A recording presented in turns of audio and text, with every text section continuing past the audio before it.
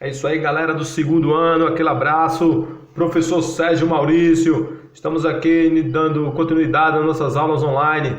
Vamos estudar, continuando nosso assunto de indústria, nós não poderíamos deixar de citar esses três assuntos, esses quatro assuntos aí.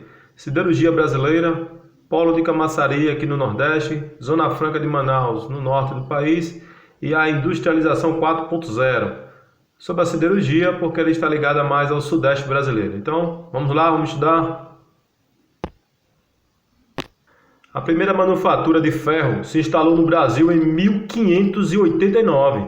Veja só, na localidade aí de Biraçoiaba, Biraçoiaba ou Araçoiaba, local próximo à atual cidade de Sorocaba, no interior de São Paulo. Quem primeiro trabalhou com as usinas de ferro, com o minério de ferro no Brasil foi Afonso Sardinha. Afonso Sardinha montou aí a primeira fábrica de ferro que se tem notícia no Brasil. Ela é chamada As Forjas, constituída por Sardinha, E depois de sua morte, em 1616, essa usina foi fechada. Então, a siderurgia passou por um período de estagnação, ou melhor, parou praticamente de ser utilizada no Brasil ou realizar essa atividade.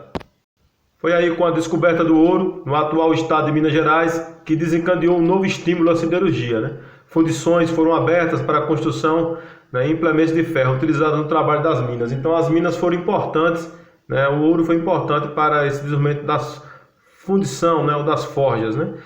Em 1818, a fábrica de Ipanema, nos arredores de Sorocaba, começou a produzir ferro forjado. Então aí vem a importância. Outras indústrias também foram abertas em Congonhas do Campo, Caeté, São Miguel de Piracicaba, Todas as Minas Gerais começaram a trabalhar nesse processo da siderurgia. Certo? Mesmo assim, um marco importante para o posterior progresso da siderurgia brasileira data desse período. É a fundação em 1876 da Escola de Minas de Ouro Preto, que formaria engenheiros de minas, metalurgistas, metalurgistas e geólogos. As primeiras décadas do século XX foram de avanços para a siderurgia brasileira, impulsionados pelo surto industrial verificado entre 1917, depois da Primeira Guerra Mundial, e 1930. Os governos brasileiros dos períodos 30 do século XX estavam mais preocupados com o café e davam pouca atenção ao crescimento da indústria nacional. A siderurgia era exceção. Decretos governamentais concederam às empresas de ferro e aço diversos benefícios fiscais. Então, eles estavam preocupados com essa questão do crescimento da siderurgia. Aí, a década de 30, ela registrou um grande aumento na produção da siderúrgica nacional, principalmente incentivada pelo crescimento da Belgo-Mineira, que em 1937 inaugurava a usina de Monlevade, com capacidade inicial para 50 mil toneladas de aço.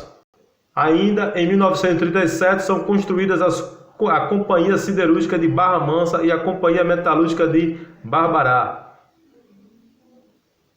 Apesar disso, o Brasil continuava muito dependente de aços importados. Um fato importante foi na expansão versus dependência. Os produtos siderúrgicos importados ainda eram muito utilizados até 1940, então o cenário começou a mudar com a ascensão de Getúlio Vargas, certo? O presidente do Brasil. Era uma das suas metas fazer com que a indústria de base brasileira crescesse. Daí ele entrar em contato e foi procurar fundar aí a Companhia Siderúrgica Nacional. Está aí. Em 1946, já iniciada lá em 41, no município de Volta Redonda surgiu a Companhia Siderúrgica Nacional, a CSN, que existe até hoje, certo? No mesmo ano foram ativados os altos fornos de aciaria, As laminações entraram em atividade em 1948 e marcaram o início da autonomia brasileira na produção de ferro e aço. Essa autonomia foi de suma importância para o desenvolvimento da indústria, porque começou a ter a matéria-prima transformada. Então o Brasil vai se tornar um grande exportador desse produto ou desse commodities para o mundo inteiro. Está aí a aciaria, é a unidade de uma usina siderúrgica onde existem máquinas e equipamentos, voltados para o processo de transformar o ferro gusa, em diferentes tipos de aço. Em 1950, a usina já funcionava e aí pode ser tomada como um marco do novo ciclo de crescimento da siderurgia brasileira. A produção nacional de aço alcançava 788 mil toneladas. 10 anos depois, a produção triplicava e passados mais 10 anos, em 1970, eram entregues ao mercado 5,5 milhões de toneladas. Em 1973 foi inaugurada no país a primeira usina integrada produtora de aço que utilizava o processo de redução direta dos minérios de ferro à base de gás natural. A Usina Siderúrgica da Bahia, USIBA, e a Siderurgia Brasileira SA, Siderbras. Na década de 80, 10 anos depois, em Vitória, Espírito Santo, a Companhia Siderúrgica de Tubarão, CST, e em 1986 foi a vez da Açominas começar a funcionar em Ouro Branco, Minas Gerais. Dado importante é que na década de 90, o Parque Siderúrgico Nacional iniciou a década de 90 contando com 43 empresas estatais, entre estatais e privadas. O fato é que em 1991 começou o processo de privatização ou de venda dessas empresas para o capital privado, certo?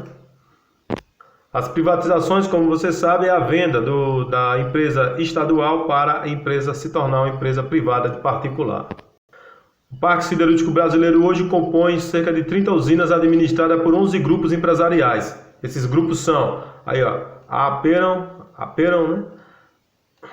ArcelorMittal Brasil, CSN, CSP, Gerdau, Sinobras, Terminium, Usiminas, Valeurec, Vilares Metales e Votorantim. E um dado importante é que o parque produtor é relativamente novo, né, mas passa por um processo de atualização. Atualização quer dizer de desenvolvimento tecnológico constante e está apto a entregar ao mercado qualquer tipo de produto siderúrgico. Então o Parque Nacional Brasileiro é bastante evoluído e bastante desenvolvido.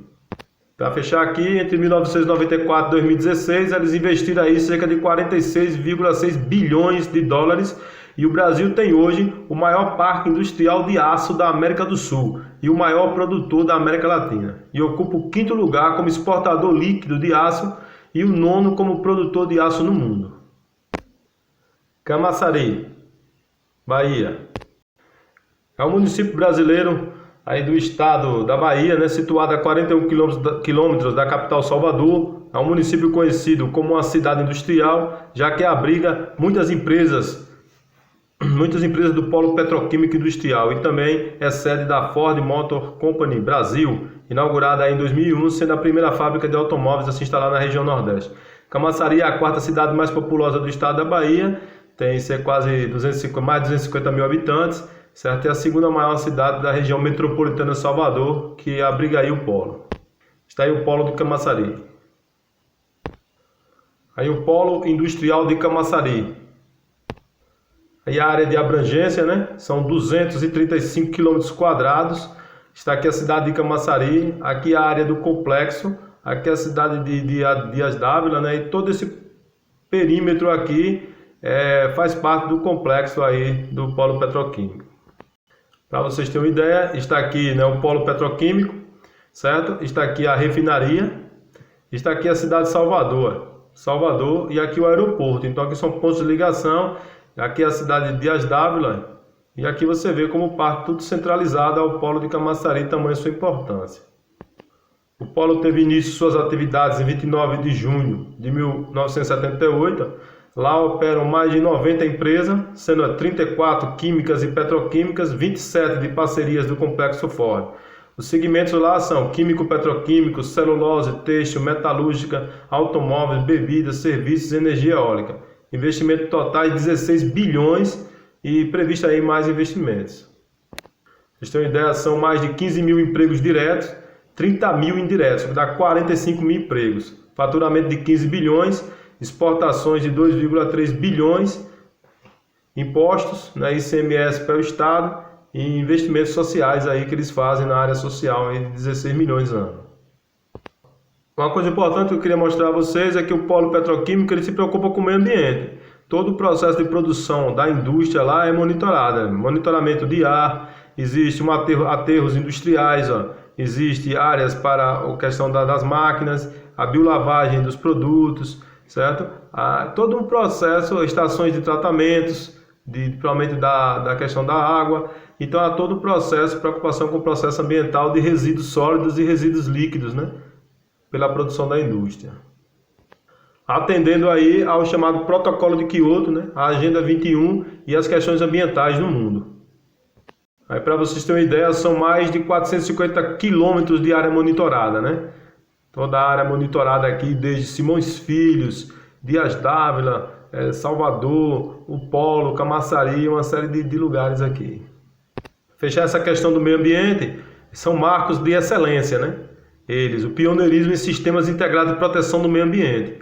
É um completo monitoramento ambiental do país, abrangendo o ar, o solo, os rios, o mar, a água e as águas subterrâneas. A eficiência é gigantesca e a preocupação com o meio ambiente também, desempenhando aí padrões exigidos pela legislação, né, mundial.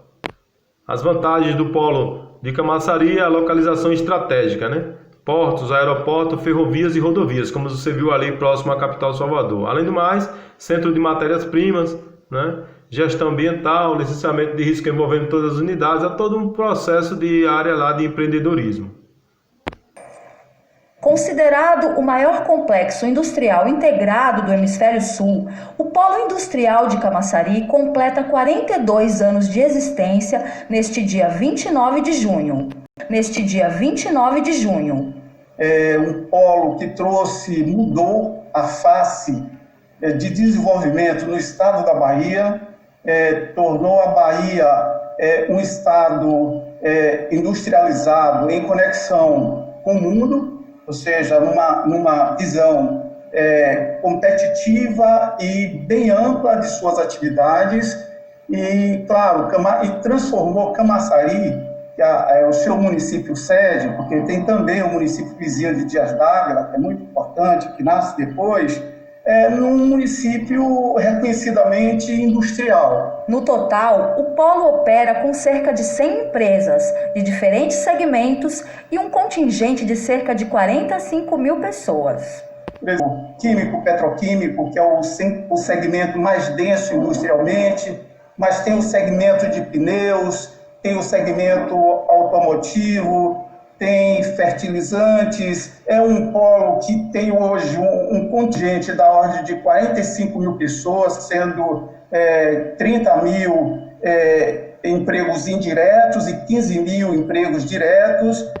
Agora vamos falar sobre a CSN, a Companhia Siderúrgica Nacional. Alguém falou que não era possível construir uma siderúrgica no Brasil. A gente acreditou. E fez melhor do que o imaginado. Criamos a primeira grande siderúrgica nacional e colocamos o país na era industrial. Alguém falou que a CSN não estava preparada para competir no mercado globalizado. Fomos lá, somamos esforços e nos tornamos uma das mais eficientes siderúrgicas do mundo. E ao expandir nossa atuação, ganhamos potência. Transformamos uma mina cativa na segunda maior mineradora do país. Falaram que a CSN era um patrimônio nacional. Nós concordamos, orgulhosos. E nunca enxergamos nisso um limite. Ao contrário, levamos o nosso jeito de ser para além das nossas fronteiras.